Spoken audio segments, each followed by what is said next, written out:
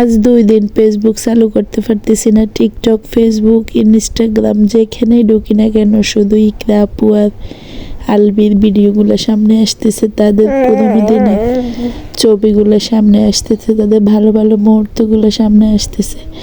আসসালামু আলাইকুম এভরিওয়ান, কেমন আছেন সবাই? দিনের শুরুতে চলে গেলাম আমার বাগানে, আর সেখানে গিয়ে দেখলাম নতুন ছোট্ট একটা করলা বাইরে হয়েছে গাছে।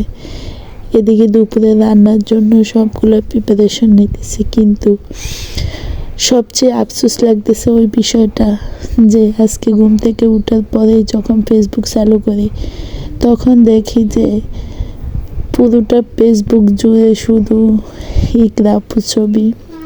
এত হাসি খুশি একটা মানুষ কীভাবে অল্প সময়ে জীবনটা ইতি টেনে দিল সেটাই ভাবতেছি। তার এই ছোট্ট সন্তানটার কথা ভাবলো না। এই কথাটা সত্য যে যে নারী সবচেয়ে বেশি সংসারী হয় সে নারী সংসারটাই মিলে না, আর যে নারী পুরুষে সবচেয়ে বেশি আসক্ত থাকে সেই নারী পুরুষকেই পায় না।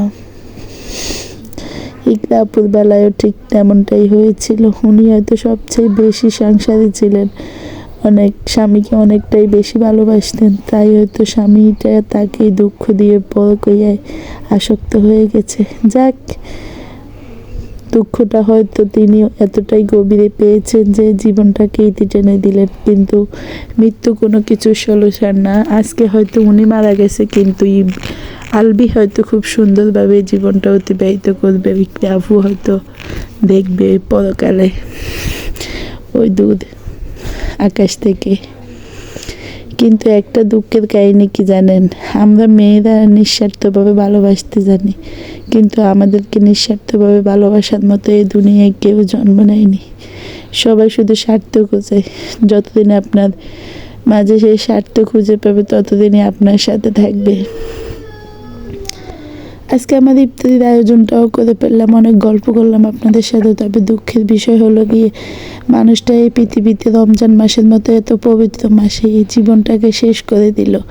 হয়তো তিনি সারা জীবনে এই জন্য শাস্তি ভোগ করবেন। সবার রমজানটা কেমন কাটলো অবশ্যই কমেন্টে জানাবেন, আর কে কোথা থেকে ভিডিওটা দেখেন তাও বলবেন। আমার পেজটা অনেক দিন হয়ে গেল সেরকমভাবে কোনো গ্রো করতেছে না।